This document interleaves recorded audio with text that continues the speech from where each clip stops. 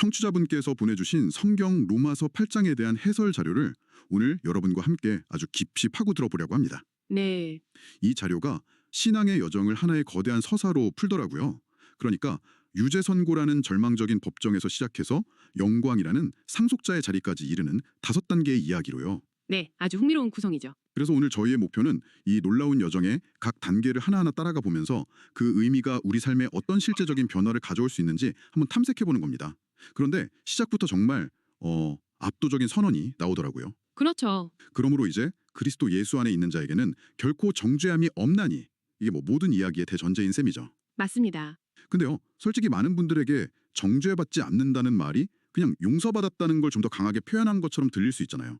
이 자료는 그 둘의 차이를 명확하게 구분하는 것 같아요. 네, 바로 그 지점이 핵심입니다. 아주 중요한 질문을 해주셨어요.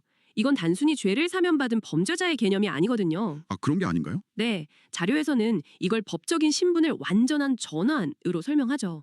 비유하자면 사면을 받은 사람은 여전히 전과 기록이 남아있지만 이 경우는 아예 기소 자체가 무효가 되고 재판 기록이 삭제되는 것과 같아요. 와, 정죄, 그러니까 유죄 판결 자체가 성립될 수 없는 새로운 법적 신분으로 옮겨졌다는 선언이니까요. 아, 그렇군요.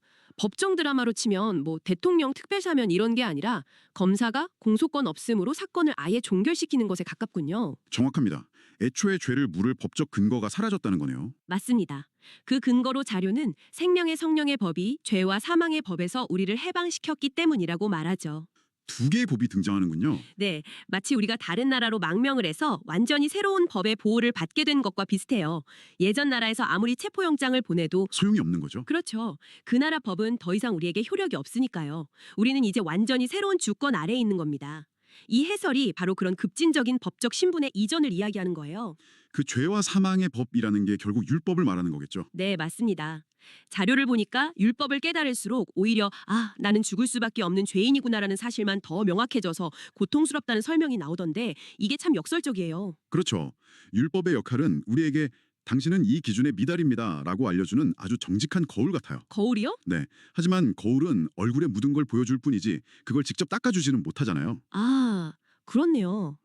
죄와 사망의 법은 우리를 계속해서 고소하고 유죄 판결로 이끌지만 해방시켜줄 힘은 없는 거죠. 그렇군요. 그래서 자료가 요한복음의 구절을 인용합니다. 아들이 너희를 자유롭게 하면 너희가 참으로 자유로우리라. 아, 심판관의 권한을 가진 아들이 직접 무죄, 자유! 라고 선언했으니까 그 어떤 이전의 법조항도 우리를 다시 감옥으로 끌고 갈 수 없다. 이런 논리군요. 바로 그겁니다. 알겠습니다. 그럼 우리는 이제 생명의 성령의 법이라는 새로운 관할권 안으로 들어왔다. 그래서 정죄는 없다. 이게 첫 번째 단계군요. 네. 그런데 애초에 왜 율법으로는 이게 안 됐던 걸까요? 자료는 육신이 연약해서 율법을 지킬 수 없었다고 지적하는데 여기서 율법이 할 수 없는 그것을 하나님은 하신다는 구절이 정말 인상 깊었어요. 그렇죠. 뭔가 극적인 반전의 시작 같달까요? 네. 바로 여기서 하나님의 해결책, 신의 한 수가 등장하는 거죠. 신의 한 수. 하나님이 자기 아들을 죄 있는 육신의 모양으로 보내셨다고 해요. 이 모양이라는 단어가 중요합니다. 모양이요. 네. 자료는 이걸 구약의 놋뱀 사건에 비유하는데요. 뱀에 물려 죽어가는 이스라엘 백성들이 장대에 달린 놋뱀의 형상을 쳐다보면 살았잖아요. 아, 네네. 기억납니다. 그 놋뱀은 진짜 독사는 아니지만 뱀의 모양을 하고 있었죠. 맞습니다. 마찬가지로 예수님은 죄 자체는 없으시지만 죄의 영향을 받는 연약한 인간의 몸을 입고 오셨다는 의미입니다. 그리고 하나님이 바로 그 아들의 육신에 우리의 모든 죄를 몰아서 한꺼번에 유죄 판결을 내리셨다. 네, 마치 구약시대에 제물로 바칠 어린 양에게 안수해서 죄를 넘겨주던 것처럼요. 그렇습니다. 결국 예수님이 대신 죄의 값은 사망이라는 율법의 요구를 자신의 죽음으로 완벽하게 충족시키신 거군요. 정확합니다. 그 결과 우리는 이제 더 이상 육신을 따르는 자가 아니라 영을 따르는 자가 되었다고 자료는 설명해요. 육신의 생각, 영의 생각, 이 부분이요. 네, 여기서 말하는 육신의 생각은 단순히 육체적 욕망뿐만이 아니라 하나님 없이 스스로의 힘으로 살아가려는 모든 시도를 포함합니다. 그 끝은 하나님과의 단절, 즉 사망이죠. 반면 영의 생각, 즉 우리 안에 계신 성령의 인도를 따르는 삶은 생명과 평안을 가져옵니다. 그렇군요.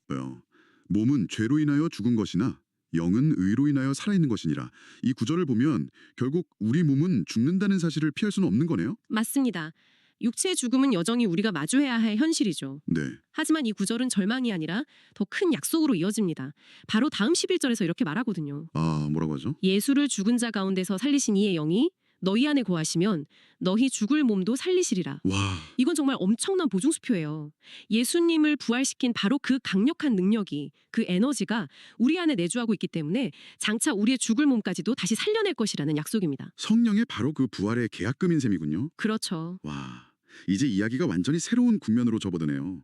법정에서 풀려나는 걸 넘어서 이제 우리의 신분 자체가 바뀌는 단계로요. 네. 자료를 보면 우리가 더는 무서워하는 종의 영이 아니라 양자의 영을 받았다고 하는데 종과 양자는 정말 하늘과 땅 차이잖아요. 엄청난 차이죠. 구약시대 사람들은 율법 아래 있었기 때문에 하나님을 굉장히 두렵고 어려운 분으로 여겼습니다. 네, 감히 아버지라고 부를 엄두를 못 냈겠죠. 그렇죠. 하지만 이제 우리는 양자의 영을 받아서 하나님을 아바, 아버지라고 부를 수 있게 됐다는 거예요. 아바 아버지. 네. 아바는 당시에 아이들이 아빠를 아주 친밀하게 부르던 표현입니다. 마치 아빠 하고 부르는 것처럼요. 이건 우리가 억지로 쥐어짜내는 강정이 아니라 우리 안에 계신 성령께서 너는 하나님의 자녀가 맞아 하고 우리 영에게 끊임없이 증언해 주시기 때문에 가능한 일입니다. 자녀가 되면 당연히 따라오는 권리가 있죠. 바로 상속권. 네, 맞습니다. 자료에서도 우리가 후사, 즉 상속자라고 말합니다.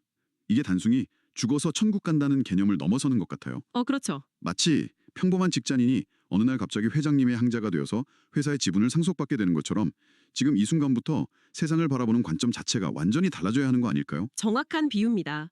상속자라는 건 미래의 유업뿐만 아니라 현재의 신분과 권리를 의미하니까요. 네, 그런데 자료는 여기서 아주 현실적이고 도전적인 한 가지를 덧붙입니다. 그게 뭐죠? 우리가 그리스도와 함께 영광을 받기 위해서는 고난도 함께 받아야 한다는 점이죠.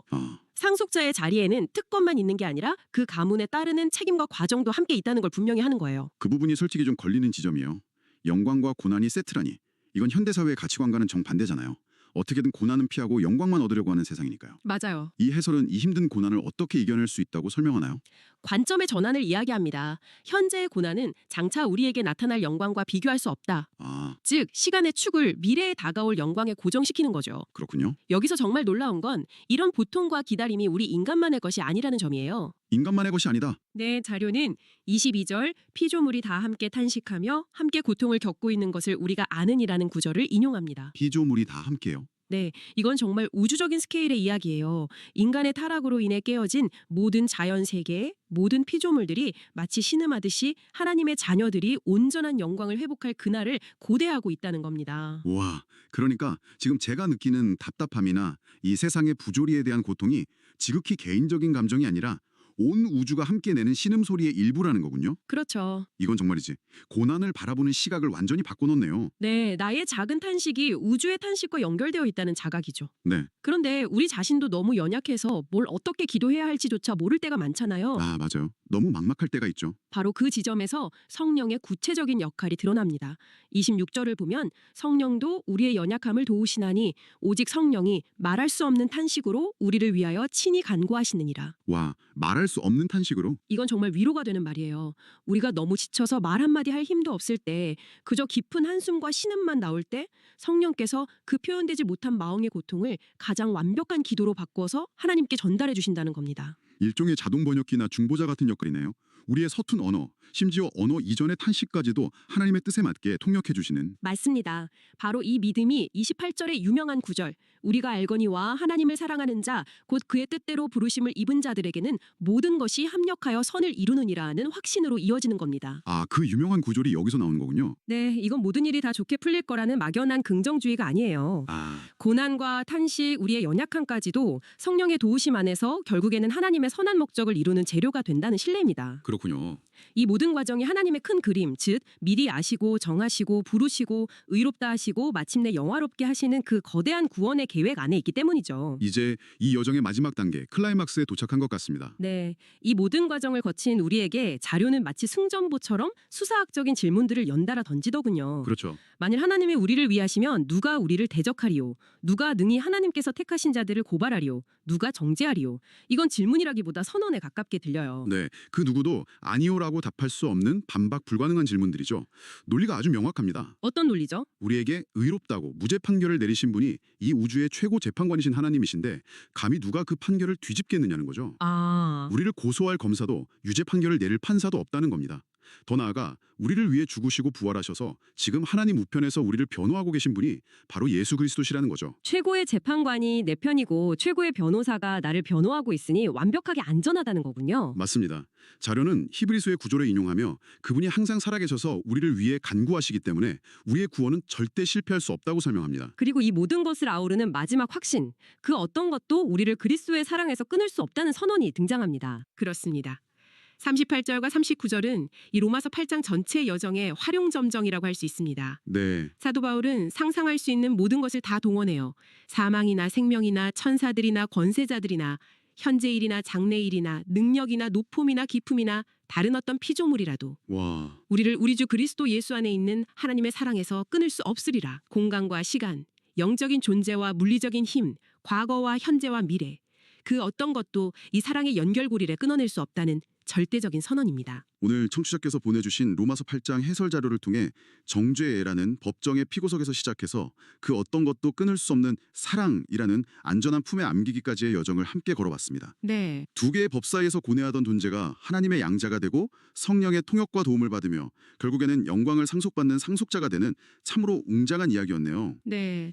이 모든 과정의 전제 조건이자 결론은 바로 그리스도 예수 안에 있는 이라는 말 속에 다 담겨 있습니다. 아, 그 안에서 모든 것이 시작되고 그 안에서 모든 것이 보장되는 거죠. 오늘 우리가 나눈 이 이야기들이 그저 머리로만 이해하는 신학적인 개념으로 남지 않았으면 좋겠습니다. 마지막으로 청취자분께 이런 질문을 던져보고 싶네요. 이 자료의 마지막 선언처럼 만약 죽음이나 삶의 고난, 미래에 대한 불안감, 심지어 내 안에 있는 가장 깊은 연약함까지도 나를 하나님의 사랑에서 결코 떼어놓을 수 없다면 우리는 오늘 마주하고 있는 문제들을 어떤 다른 눈으로 바라볼 수 있을까요? 네. 그 질문을 마음속에 품고 살아가는 것, 그것이 오늘 우리가 함께한 이 깊은 탐구의 가장 의미 있는 연장선이 아닐까 싶습니다.